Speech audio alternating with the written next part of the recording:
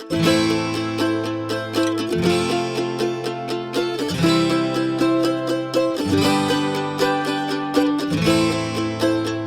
students. So in the first year, now we must understand what physics, chemistry, botany, geology are.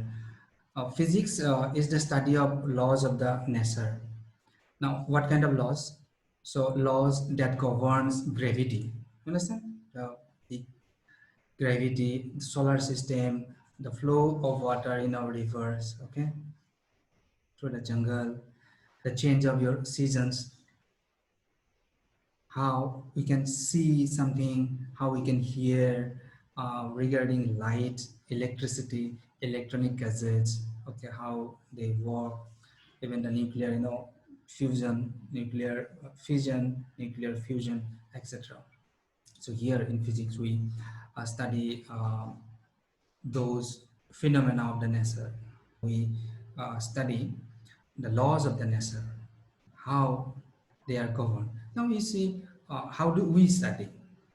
Study means we will try to learn how they work, and or can we have some knowledge regarding these natural phenomena. So now here we study by measuring some quantities associated with those phenomena.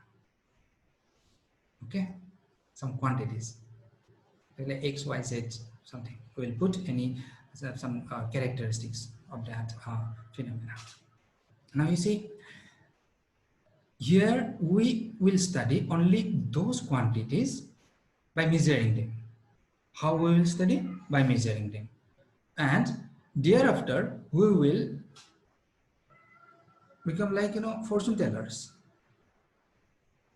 You understand what fortune teller is? So he can predict the future, the what will happen. If there is some solar eclipse today, so you can predict the next day, even the time of the next solar eclipse by studying these laws.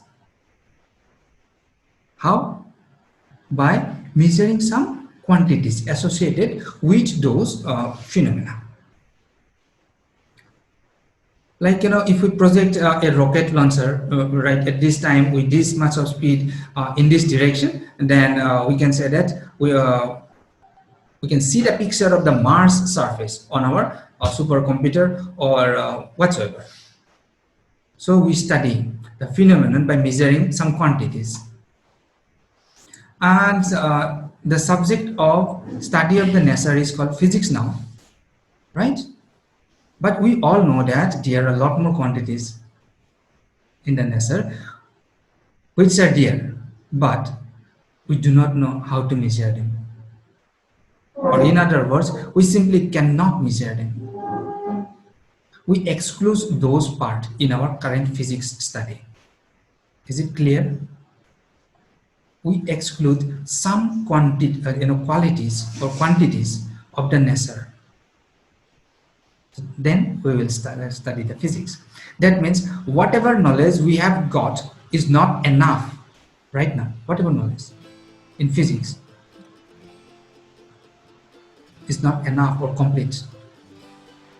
So either we study the nature, we must have to the way we study the nature, that has to be changed,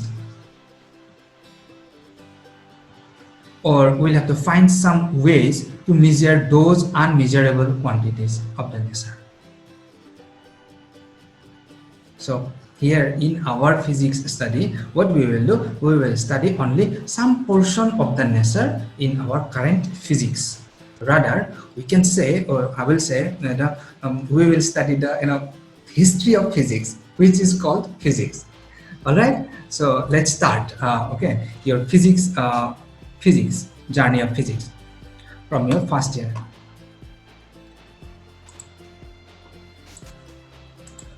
So there, so the units and the measurement.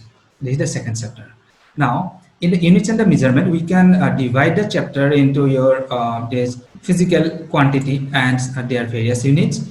Separate, we can divide this units and measurement chapter mainly in these 4 parts. Okay, So here we have already discussed that the study of the laws of the nature is called physics. Okay, so we observe and measure the quantities. All right. So those quantities which can be measured are called your physical quantities. All right. Those quantities which can be measured are called physical quantities. And these physical quantities which can be measured can be classified into your two, like your fundamental quantity and derived quantity. So what are these physical quantities? Physical quantities are those quantities which can be measured. That means measurable quantities. Now these measurable quantities will classify into two types. One is your fundamental quantity and another is derived quantity. So fundamental quantities are those which do not require any help from any other quantities in order to express themselves completely. Now, what are then your derived quantities? Derived quantities are those quantities which need the help of the fundamental quantities in order to express them. Without the fundamental quantities, any derived quantity cannot be expressed. All right. So now, what are those fundamental quantities?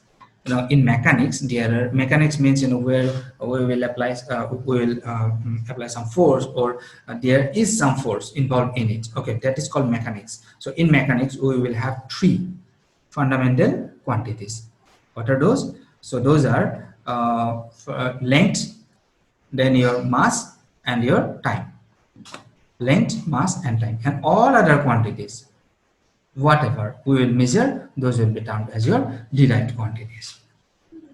Now, whenever we need to express a physical quantity, then we need two things. One is the numerical value, another is called unit. So what is this unit? Suppose we have one physical quantity, so it can be expressed with the help of a numerical value and a unit. So now what this unit is? So unit are some reference standards. If we need to measure some physical quantities, then we will compare this with this. Okay, so this standard, that means reference standard, are called units, with which the physical quantities will be compared in order to measure them. So like fundamental quantities, the units are also of two types. Those units related to the fundamental quantities are called fundamental units, and those units which are related to the derived quantities are called derived units. Now we can see there's like unit, fundamental unit, and a derived unit. So in the fundamental unit, then we will get the unit of length, unit of mass, and unit of time. And other, like other quantities, like we can measure velocity, we can measure the force, even we can measure the energy. So units are like the joule, newton, and meter per second. So these will be called derived units, and this velocity, then force, and energy will be called your derived quantities. Okay, now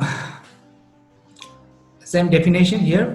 We see those units which do not require any help from any other units are called fundamental units.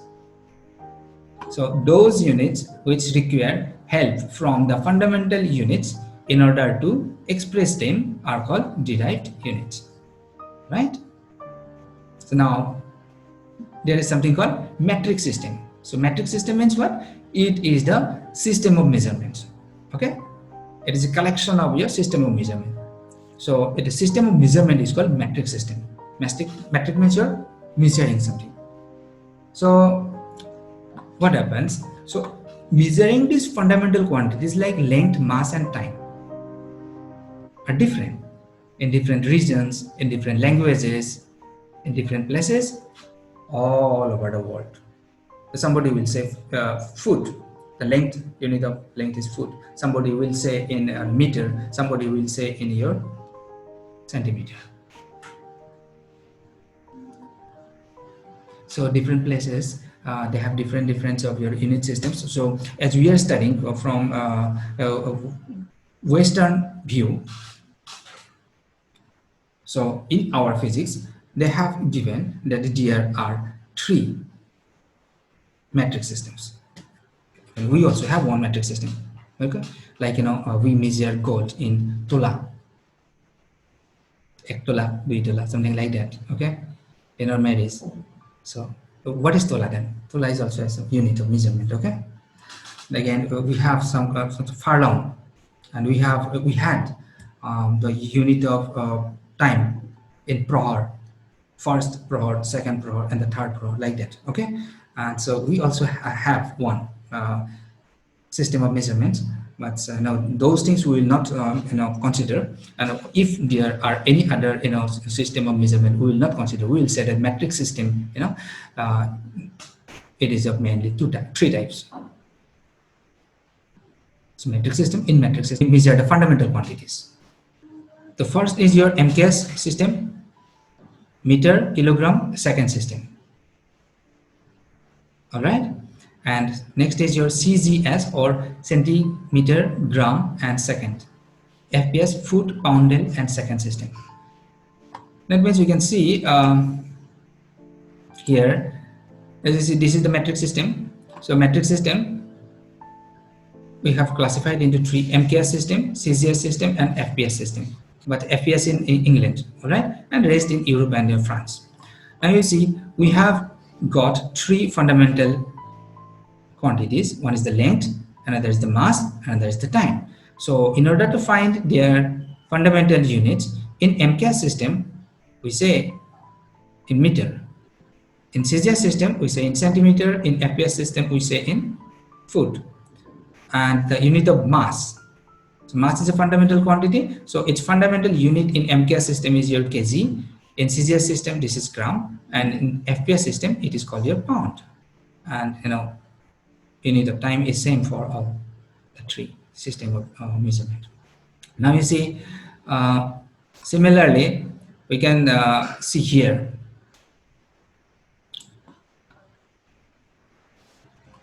Now you see these different systems of measurement in different parts of the world. It creates a lot of chaos and a lot of problems in data exchange, in study, or even in doing business. So therefore, in order to remove all these discrepancies in the measurement and the data exchange, the General Conference held on weights and the measurement in 1971. It should be not 79. This should be 1971.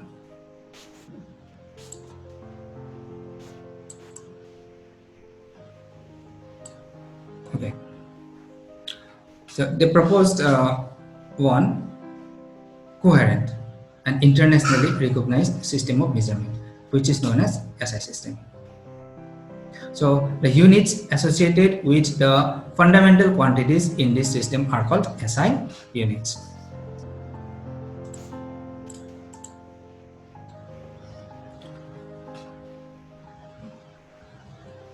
In SI system, SI means international standard in English, and in France, in French language it is système internationale.